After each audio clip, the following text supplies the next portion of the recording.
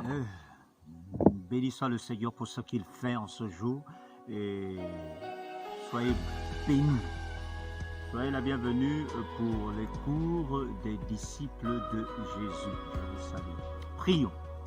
Père, nous te rendons grâce pour ces enseignements. Nous voulons que tu accordes la sagesse, l'intelligence, Seigneur, à tes enfants, au Père éternel, pendant ces temps de cours. Que le nom et la gloire de Jésus soient à jamais, ô Dieu, élevé. Ton nom, ta gloire à jamais élevée.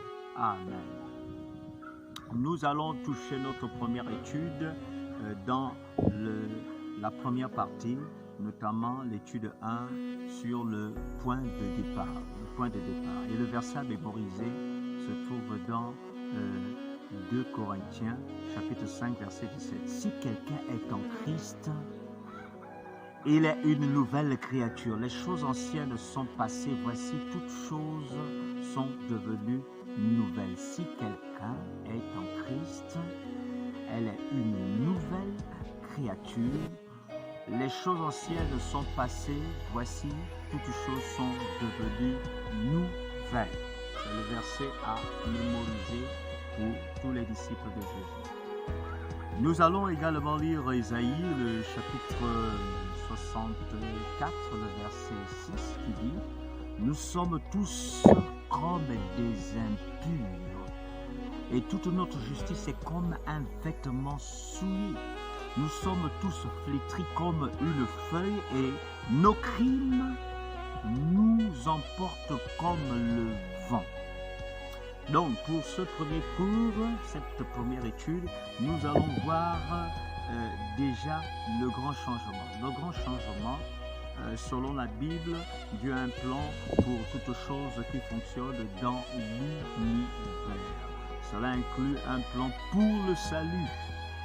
Cela est connu sous l'appellation de nouvelle naissance, qu'on appelle également conversion. C'est l'actuel commencement de la nouvelle vie. Donc, nouvelle naissance. Comme l'homme naît naturellement par une mère, et également sur le plan spirituel, il y a ce que nous appelons la nouvelle naissance. Et c'est quoi la nouvelle naissance? C'est l'acte de se détourner du péché. L'acte de se détourner du péché pour Christ. Donc, on abandonne son ancienne vie. La nouvelle naissance est introduite dans une nouvelle famille, la famille de Dieu. Et nous pouvons voir ce passage dans le livre de Jean, le chapitre 1, versets 12 à 13. Mais à tous ceux qui l'ont reçu, à ceux qui croient en son nom, elle a donné le pouvoir de devenir enfants de Dieu, lesquels sont nés non du sang, ni de la volonté de la chair, ni de la volonté de l'homme, mais de Dieu. C'est-à-dire, tu deviens une nouvelle créature de Dieu. Voilà. Éphésiens également, le chapitre 4, le verset 24, dit quelque chose de très important. Il dit, et à revêtir l'homme nouveau créé selon Dieu. Donc, quand on est né de nouveau, on est créé selon Dieu. Créé selon Dieu. Une nouvelle créature. Créé selon Dieu. Dans une justice et une sainteté que produit la vérité. Quand on est né de nouveau, on est également libre de l'ancienne nature. Et j'aimerais que nous puissions lire également Jean chapitre 3, verset 3 qui dit « Jésus lui répondit, en vérité, je te le dis, si un homme ne naît de nouveau, il ne peut voir le royaume de Dieu. » Et il faut également lire Éphésiens chapitre 2, verset 10. Mais nous allons poursuivre. La nouvelle naissance implique que tu acceptes l'offre du salut de Dieu. Alors, nous allons maintenant voir, par la grâce de Dieu, quelques caractéristiques de l'ancienne nature. Alors, quand on est dans le monde, ou quand on était dans le monde, quelles étaient les caractéristiques, ou quelles sont les caractéristiques de l'ancienne nature? Ce qu'il faut déjà savoir, c'est que l'ancienne nature, elle est souillée Tite chapitre 1 verset 15, tout est pur pour ceux qui sont purs, mais rien n'est pur pour ceux qui sont souillés et incrédules. Leur intelligence et leur conscience sont souillées. Donc, la caractéristique déjà de l'ancienne nature, c'est qu'elle est souillée. Elle est aussi quoi? Elle est morte. Quand on parle de souillée, c'est qu'elle est sale, elle est impropre dans la présence de Dieu. Elle est aussi morte. Morte, c'est-à-dire on n'a pas de vie. Quand on n'a pas Christ dans sa vie, on n'a pas de vie. Éphésiens chapitre 2, verset 1 et 2 dit: vous étiez morts par vos offenses et par vos péchés, dans lesquels vous marchiez autrefois selon le train de ce monde, selon le prince de la puissance de l'air, de l'esprit qui agit maintenant dans les fils de la rébellion. Dans les fils de la rébellion. Donc, l'ancienne nature, elle est morte. Elle est morte. Elle est également quoi? Esclave, selon Tite chapitre 3, verset 3. Car nous aussi, nous étions autrefois insensés, désobéissants, égarés, asservis à toute espèce de convoitise et de volupté, vivant dans la méchanceté et dans l'envie. Dit d'être haïs et nous haïssons les uns les autres. Donc, asservi est mis pour esclave. Donc, quand on est dans l'ancienne nature, on vit selon l'ancienne nature, on est esclave.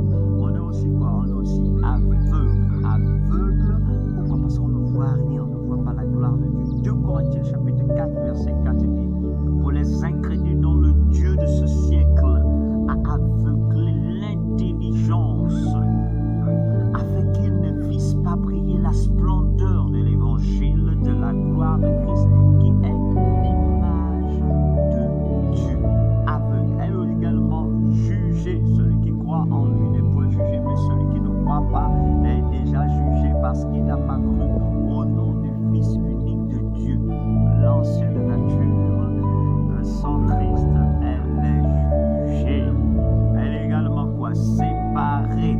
Quand on vit sans le Seigneur, on est séparé. Selon Éphésiens chapitre 2, versets 12 et 13, souvenez-vous que vous étiez en ces temps-là sans Christ, privés du droit de cité en Israël, étrangers aux alliances de la promesse, sans espérance et sans Dieu dans le monde.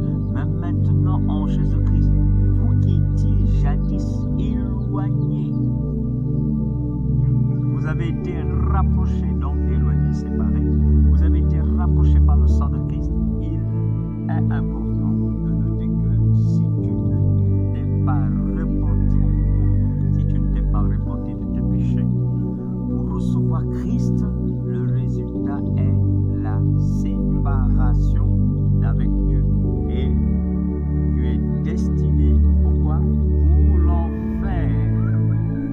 Si le choix d'accepter Jésus-Christ comme ton sauveur et ton Seigneur personnel, cela t'appartient, ce choix-là. Et nous allons lire Romains chapitre 6, verset 23 qui dit: car le salaire du péché c'est la mort, mais le don gratuit de Dieu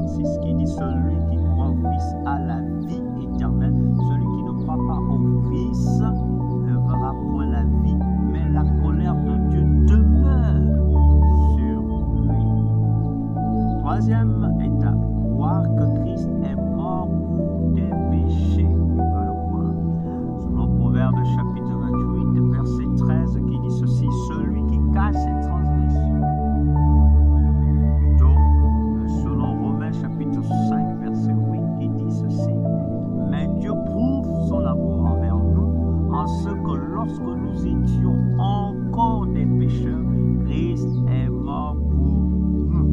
Vous pourrez également lire 1 Pierre chapitre 2 verset 24. Alors, la quatrième étape consiste à la repentance. Répands-toi et abandonne tes péchés. Selon Proverbes chapitre 28 verset 13. Celui qui cache ses transgressions ne prospère point, mais celui qui les avoue et les délaisse obtient miséricorde. Après cette étape 4, il y a l'étape 5 qui consiste à inviter le Seigneur Jésus-Christ dans ton cœur. Tu dois l'inviter. Romains chapitre 10 verset 9 à 11. Si tu confesses de ta bouche le Seigneur Jésus et si tu crois dans ton cœur que Dieu l'a ressuscité des morts, tu seras sauvé. Oui, tu seras sauvé. Car c'est en croyant du cœur qu'on parvient à la justice et c'est en confessant de la bouche qu'on parvient au salut. Selon ce que dit l'Écriture, quiconque croit en lui ne sera point confus.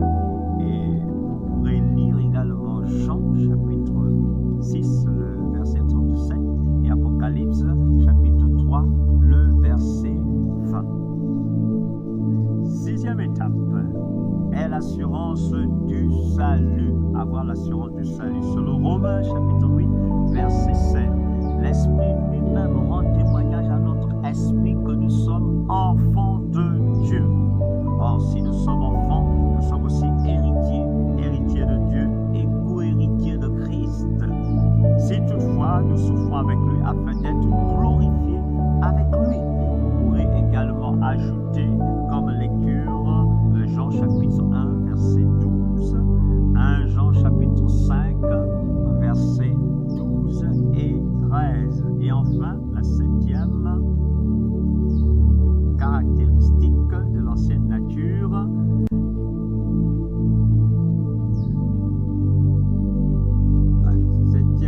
caractéristique autant pour moi septième étape de la nouvelle nature autant pour moi consiste à témoigner de Christ selon Romains chapitre 1 verset 5 verset 15 à 16. Romains chapitre 1 verset 15 et 16. Ainsi, j'ai un vif désir de vous annoncer aussi l'évangile à vous qui êtes à Rome, car je n'ai point honte de l'évangile. C'est une puissance, moi je veux dire, c'est la puissance de Dieu pour le salut de quiconque croit, du juif premièrement, puis du grec. Alors, maintenant, nous allons terminer ce cours sur le point de départ avec quelques caractéristiques de la nouvelle vie. Caractéristiques de la nouvelle vie. Elle est pardonnée. Première caractéristique, la nouvelle vie. De la nouvelle vie, elle est pardonnée selon 1 Jean chapitre 1 verset 9. Si nous confessons nos péchés, il est fidèle et juste pour nous pardonner et pour nous purifier de toute iniquité. Donc quand on est dans Christ et qu'on met dans la nouvelle vie, on est pardonné. On est également quoi? Justifié. Elle est justifiée, c'est-à-dire déclarée juste devant Dieu. Et nous pouvons le voir dans Romains chapitre 3 verset 24. Et ils sont gratuitement justifiés. Justifiés par sa grâce, par le moyen de la rédemption qui est en Jésus-Christ. Elle est justifiée. Vous pourrez également lire 1 Corinthiens chapitre 6 verset 11. Elle est quoi? Elle est purifiée. Donc elle est d'abord pardonnée, elle est justifiée. Nous venons de lire la référence. Elle est purifiée ensuite. Selon Romains, selon Jérémie chapitre 33 verset 8. Jérémie chapitre 33 verset 8. Je les purifierai de toute iniquité qu'ils ont commise contre moi. Je leur pardonnerai toutes les iniquités par lesquelles ils m'ont offensé.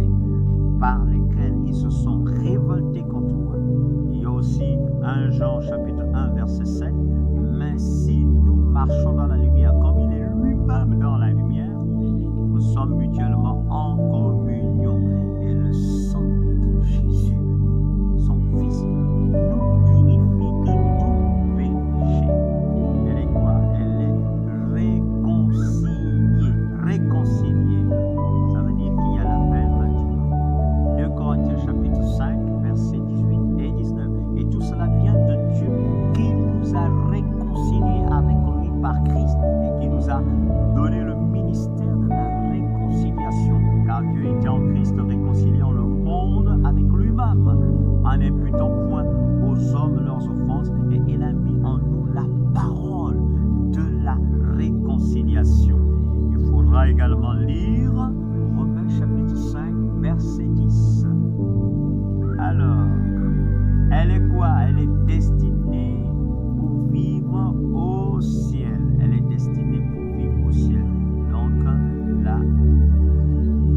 l'une des caractéristiques de la nouvelle vie, c'est de vivre au ciel. Jean 14, 2, 3.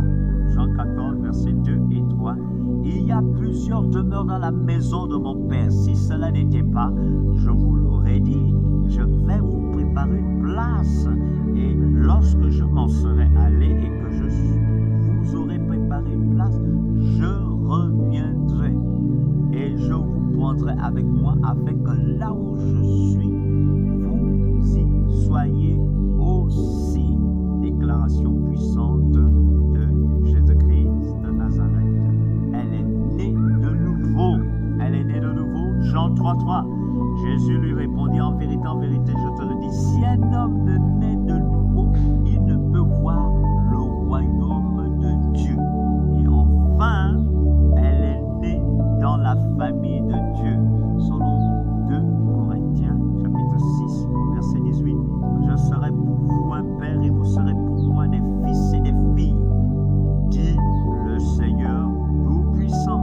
Et 1 Jean chapitre 1, verset 3 dit: ce que nous avons vu et entendu, nous vous l'annonçons à vous aussi, afin que vous aussi vous soyez en communion avec nous.